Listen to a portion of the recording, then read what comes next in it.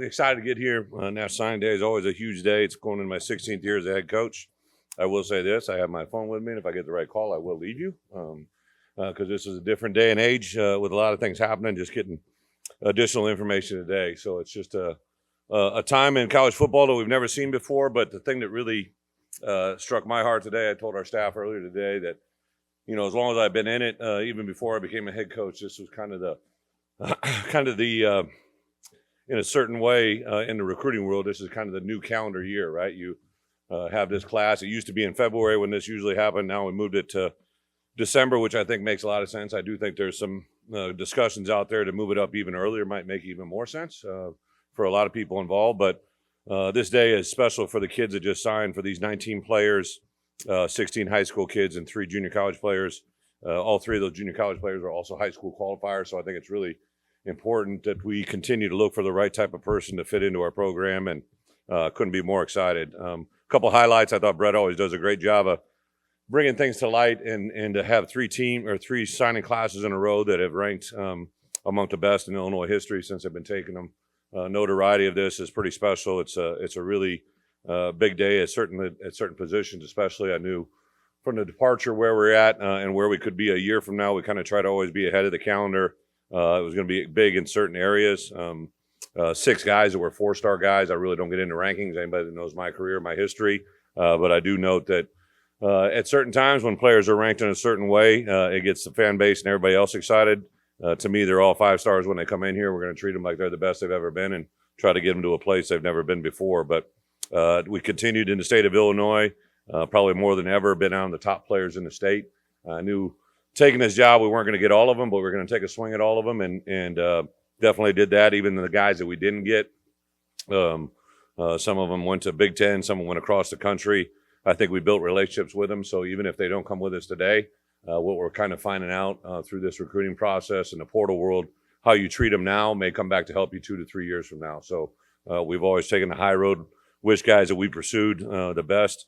Kind of with that being said, there's not a number of guys across the country that we recruited that maybe they didn't sign with us today, but it was a pleasure and honor to get to know them and their families, and our door is always open as things unfold in the future. But these 19 guys, highlighted with Brandon Hanson, who was our first commit.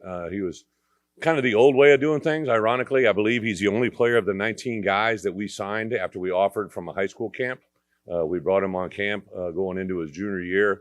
If I remember right, Bart, weren't they coming out of vacation? They were coming out of vacation, and his mom drove him here, like literally from the airport. We were in the home visit just a couple weeks ago, and we talked about how that day they were delayed, and they weren't sure they're going to make their connection. They weren't sure they're going to make their camp, and they ended up making it. Got here after he performed for us. We offered him a scholarship before anybody else. He was the first commit to us, and on top of that, I think he's a guy that probably. I think a lot of these guys are probably from the outside world going to be underrated. He's a guy that literally turned down teams that are in the playoffs this year that came in and tried to recruit him, and he shunned them away because of his love for the University of Illinois. I was on the game field after the Northwestern game, probably about as low as I've been all year, and he literally came up and grabbed me with a couple of the other recruits and said, "Coach, this is where we're going to go," and said a few things to my ear that kind of changed even my perspective on that day, right? So just really feel good, not just what kind of players we're getting, but the kind of people we're getting. On offense, I know to add a quarterback in every class is very important to get Trey Petty to sign with us this year. Another guy Barry sought out a long time ago. Obviously, there was a connection with Starkville High School with Luke and all that pertains, but I remember the high school coach Coach Jones speaking very highly of him, and kind of said to me when I called him, he said, "Hey, you like Luke?" I said, "Yeah, I like Luke." He said, "Well, you're going to really love this guy," right? Just the way he kind of competes. I had the good fortune during a bye week to watch him compete live. I think quarterbacks always drive where you go, and this guy is an incredible competitor. Very excited about him. At wide receiver, at a high school player, a JUCO player. Rio is actually a guy that led the nation in receptions as a junior college player out of Minneapolis. You'll see here in a minute he wears number 1. He's probably going to bring a lot of flashback to another number 1 that you'll see in our program, or you've seen in our program history. Offensive line has been a huge part. Kind of had, like I said, with Brandon, but then our last addition with AJ AJ Dennis is a guy that was huge on our radar to begin. A couple times a year ago, or almost 18 months ago, we thought we were going to get him. Really one of the first ones in on him. He came down to several visits. In early June, he took a visit to Michigan State, canceled his visit to us the next week. We were disappointed, but I distinctly remember having conversation with our staff, hey, let's take the high road. Never know how these come back. And then obviously Michigan State, with the transition they had there, opened up the door. He literally reached out to us, I think, within 48 hours of that transition.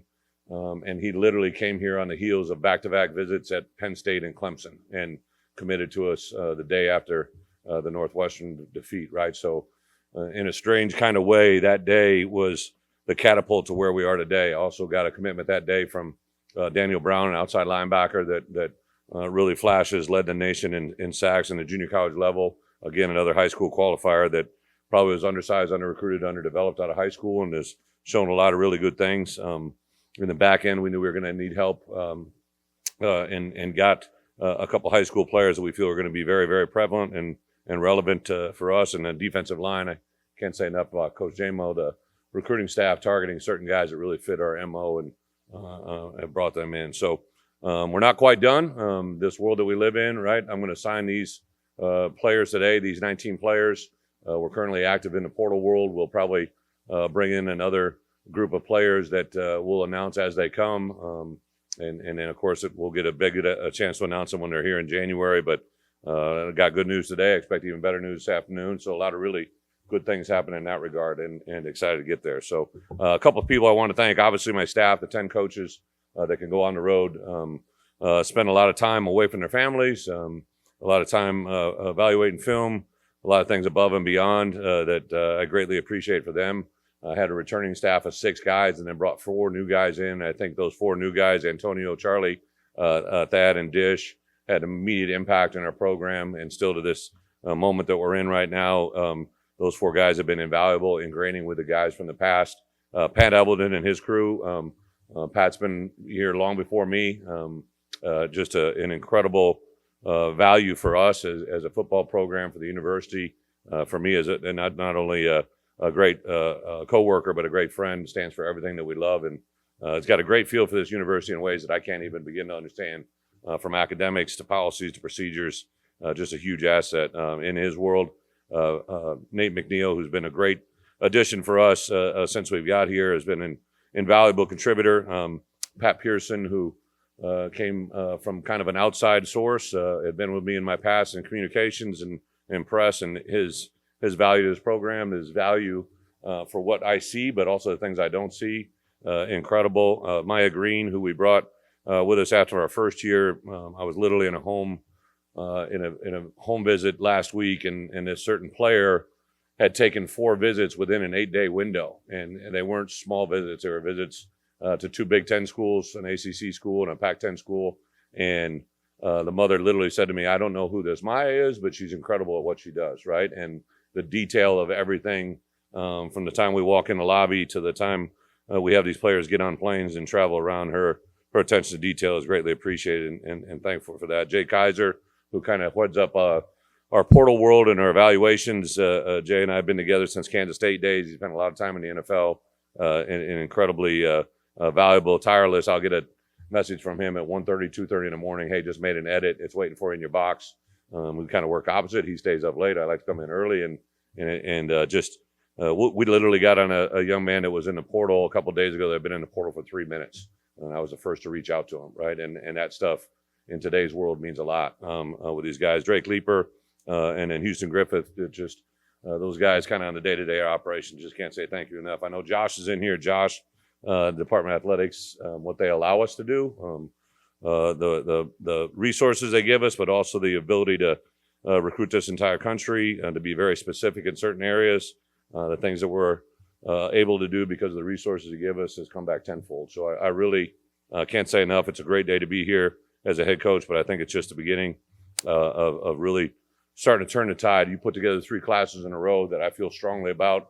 Foundation, I knew there was going to be some landmines we had to navigate. Unfortunately, this year didn't get us to a bowl game, but I think this is another good step in the right direction to get us where we want to be. So with that, I'll open up for some easy questions. These 19, and then known additions from the portal. Where do you stand scholarship-wise, or is there some wiggle room in February for the late signing period? Well, as far as there's a new rule this year that was implemented last year during the COVID, where we can have 85 at any given time. So it's very important to note that our roster is a 120-man roster, 85 scholarship players. I know what that number is. I think our recruiting department, our coaches, but from the outside world, they don't. And that is something that we just kind of keep to ourselves. But we always have wiggle room. 13 guys coming at the semester. How big is that for you going forward? Great question. Great point. It was funny. I did an interview this morning with Anthony Herron. If you guys watch or listen to the Big Ten channels, and Anthony's a regular. And this is a young man, literally one of the first kids I ever recruited from the state of Illinois, from Bolingbrook High School. And he made reference this morning. He said, "Coach, when you recruited me, and I believe it was 1995, probably 96, somewhere in there." He talked about how the players at that time connected with one another, right? Like he talked about there was 5 guys that I signed that I kind of connected those guys. We didn't have text messaging back then, but I connected those guys through emails and the functionality that we could at the time, just regular old phones that sat on a table, right? And I said, hey, today's world, I think the greatest recruiters we get are the guys that we sign, right? And when you have Brandon Hansen, he was our first commitment. He was emphatic about starting in January. And then he really catapulted that with every player he talked to after that. So now it's not just a coach saying, hey, we'd love to have you in January. It's a player saying, hey, if you come there in January, this is the benefits, right? And there's we can talk about for a half hour about the benefits of coming in January. They literally get to come here. They start classes without the pressure of a game week environment. They get to go 8 weeks and they go home for spring break. They get to go another 5 weeks of spring ball and get to go home for 3 weeks of May break. Then they come into an 8-week window and they get to go home 2 or 3 times in a matter of a 5 to 6 month window that allows them to kind of have the break of college transition. You drop a kid off in June, he may not go home until January, and that's when I think things get tough, right? So the ability and account all of that, in addition to those 13 guys will be through all of winter conditioning with Tank and our staff. They'll have a spring install. They'll have an install during the winter. They'll have an install in the spring, and they'll have an install in the summer, and they'll have an install in Fort Camp. They'll have 4 installs before they hit the field. And the value of that, I think, even reflected this year when we saw the number of players that played for us, is huge. So much talent in the trenches in this cycle, especially. Yeah. How do you feel through 3 years of how you're building those areas up? And what it was kind of tough, especially on the defensive side. You had such premier players that it was kind of hard to backfill those with a portal guy, right? That he didn't want to come in with 2 years of eligibility behind someone that has 2 years that's really good, right? So it's been a very tough challenge. JMO and I think our recruiting staff, so defensive line in particular, was very unique because of Johnny and Keith, as great as they were.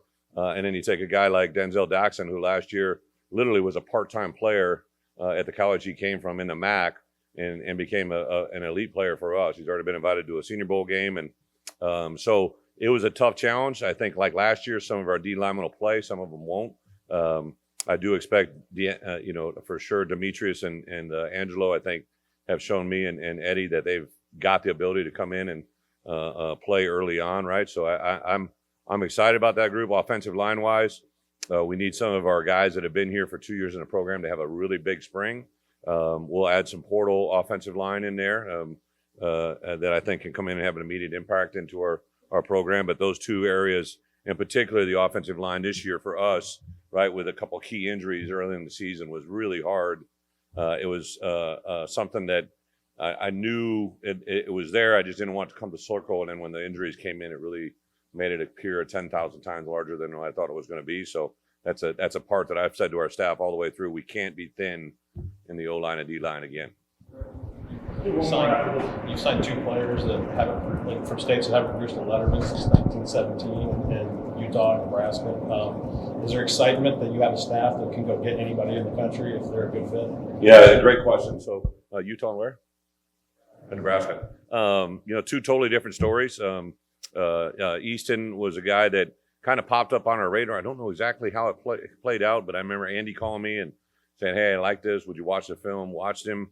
Loved his energy, loved his attitude. We did a Zoom call with him and his family. Just saw the the family that was there and knew would be a fit here. And yeah, really excited about Easton. I think we obviously recruiting him. He's from Utah, but if you lived in Chicago, we would have recruited him too, right? So logistics is the dynamics that just a part of the process. And then Tanager really was coming. Ironically, he was going to come to camp. Unfortunately, didn't he pull his hamstring or something like that? He pulled his hamstring right before camp, so we didn't get him in. And Robbie just really liked the film, like where it is. It's 8-man football he's coming from, right? So he's going to have the experience of having 3 new guys on the field with him at one time. We're getting smaller and smaller. My first ever, I signed a guy by the name of Chad Greenway, played 9-man football out of South Dakota that ended up being a pretty good player. So I'm not afraid of the number of players they have on the field. And again, I think Tanner, he's a guy that if he was in Springfield, we would have. He's just that kind of kid. Mom and dad are both in education, tremendous upside, really a 3-way player. I think that's the thing that I love about Pat and our staff. We've been able to kind of go outside of our comfort zone and find guys that fit our program. College kids, how did those kind of come to fruition? Were they pre-established relationships, or was it a late in the process kind of thing? Great question. So the junior college guys all kind of had a unique story. I think the first one that we went after was Daniel Brown. So Daniel was at Hutch. We have Des Schuster, who's from Hutch, right? So Coach Dallas is a guy that I've known for a number of years. Hutch is literally year in and year out one of the best programs in the country. The coach that was there back when I was at Arkansas was one of my best friends, so I started going in Hutch and having experience. And we had a host of guys. I remember we sat down, we were watching literally like 6 or 7 guys on defense, and Daniel just started rushing the passer, and his skill set and his intensity, his demeanor. He led the nation in sacks for a reason. He's got really good explosive, quick hands, really body leans well. And then, so our first day in a bye week, I literally flew there on a Sunday and met with the coaches and physically saw, right, what he is. And I was like a little schoolgirl. I was just giddy, right? Like I just reached out to him that night, offered him a scholarship and just kind of kept. Then I got Charlie involved. Charlie loved his film, and he was literally the last player we went and saw. We went and hopped on a plane on Saturday night and flew to Kansas City and walked into a home with about 20 people that were full of love, great biscuit, great barbecue, mashed potatoes, you name it, we had it. I could have stayed another 2 hours. But DB was that way. The next guy was probably, that same week, I went into Iowa Central and I'd been in several Kansas JCs, a couple of Iowa ones. Later in the week, I went over into Missouri and Mississippi. Went into Iowa Central. Coach was like, "Hey, you got a need for a wide receiver?" I said, "We're always kind of looking." I go, "We really won't need one unless our number one, if he goes out, I'd be looking for a slot receiver." He said, "I got one," right? And I watched the film. Gio and I evaluated it. Gio went and watched him play live, and then Rio was just a guy that jumped out to us right away. So that was kind of a late edition find. We went in there for a couple of O-linemen. We were aware of him. I was going in to inquire about him. And then the last one, Chase Canada, we actually recruited his brother a year ago, became aware of Chase then. Didn't make a move. Probably should have made a move, right? He goes to Trinity and has an outstanding year, plays exceptionally well. We jumped on him, Coach Finellis, Coach Henry, myself, all of our staff, and he went and visited, I believe, Indiana and somebody else. Purdue came in, TCU came in, and he stiff-armed them at the very end and came our way. He actually went and visited Indiana after us, which I was actually confident, right? Like I said, hey, if you want to go see it, go see it. He called me literally on the visit and said, "It's what I want to do," and I'm very, very happy to get him on the line today.